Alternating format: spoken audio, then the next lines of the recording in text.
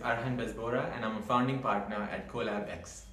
Co.Lab X is a mission-driven consulting firm that enables early and growth stage organizations to learn and lead with purpose towards solving some of their most pressing challenges. And today I'm going to be talking a little more about a core pillar of our work, that of the inner game. So to start off, I want you to visualize two very different situations. On the one hand, you have daily life in your organization. So you might work with a corporate and non-profit organization or even a government. Think about what daily life in that setup looks and feels like. And on the other hand, I want you to go back to a time when you played a sport or an instrument or learned a new dance form.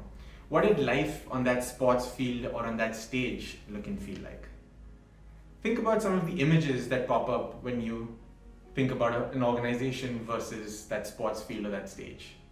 Now, I've talked to a lot of people about this very question, and what has struck me every time about their response is just the nature of the contrast between the world of organizations and the world of sports or performing arts. So for example, in the world of organizations, some of the words that come up is structures, processes, plans, manager, deliverables, a sense of fatigue. Whereas on the other side, there's a sense of fun, of joy, of flow, of improvement, mastery, wins, losses, team. Those are some of the emotions associated on the other side. And so the question is, these words are very different. What about the experience in an organization is fundamentally different than that in the world of sports or the performing arts? It's exactly this question that I've been looking to explore over the last few years, and right now there are three aspects that I'd like to talk more about in terms of this difference.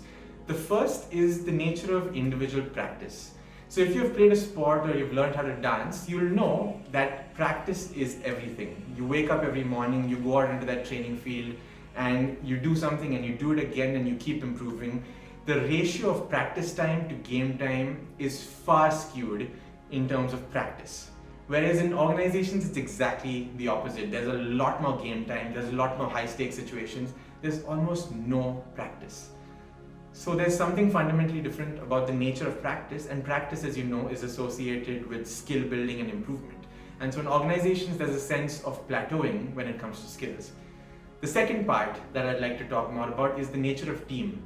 In an organization, you often have your individual goals and your individual performance, and you can get by for the most part by just focusing on yourself. Whereas in a team sport, it's really difficult to do that. Why? Because your role is connected with everyone else in that playing field. And so it's really hard to win if you're not playing together. And the third part is the aspect of winning.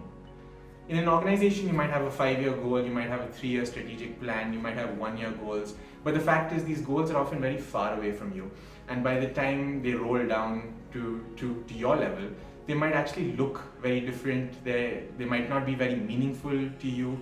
They don't necessarily connect with what you want to do.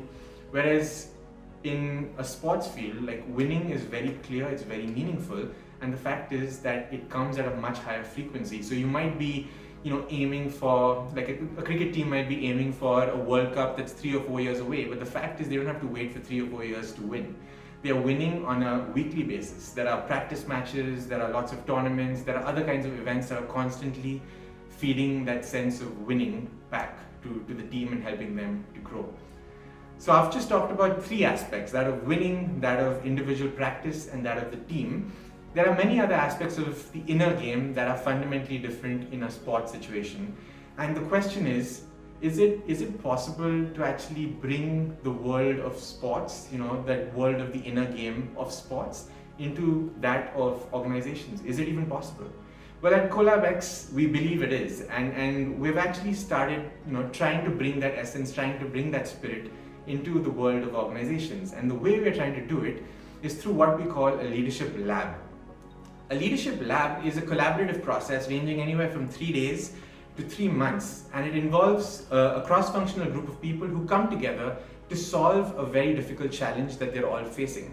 And through the process of solving that challenge and tackling that problem, they're building key skills and mindsets that allow them to grow as people and as a team as well. And so the question is, what are the principles of this leadership lab? I want to talk about the 3 key principles that make up Co.Lab X Leadership Lab. The first is action and learning. You can't have just action by itself without any learning, and you can't just be learning without actually problem solving. Both of these need to come together, and so the Leadership Lab facilitates a process where you're constantly engaged in action, but you're also engaged in a cycle of reflection that's helping you to zoom out and understand how to do something better. The second key principle is me and we. You can't have just the individual and the individual's growth, and neither can you have the team and just thinking about the team. The individual needs to be in service of the group, and the group needs to be in service of the individual. And so both the me and the we are held together in the course of a lab process. And finally, we have the third principle of a lab, and that's what's in here is out there. If you want to solve a problem out there, you're going to have to first start in here with yourself. You're going to have to change something about your own approach. You're going to have to change something about how you see the problem. You're going to have to change something about how you need to build a new skill or learn something new. And only then will you be able to actually go outwards and shift something externally. So it's these three principles, balancing the me and the we, action and learning in here and out there. And together, this forms the foundation of a Leadership Lab process. So if any of this sounds exciting to you and you want to learn more, we're here, we'd love to talk. You can find me on LinkedIn, on Instagram. We're looking to work with visionary organizations that are at an inflection point in their journey. So if you're thinking about the future and you have a feeling that what's worked in the past may or may not work in the future, you need to discover something new, a Co.Lab X Leadership Lab might actually help you figure that out for you and your team. Thank you. Looking forward to working with you.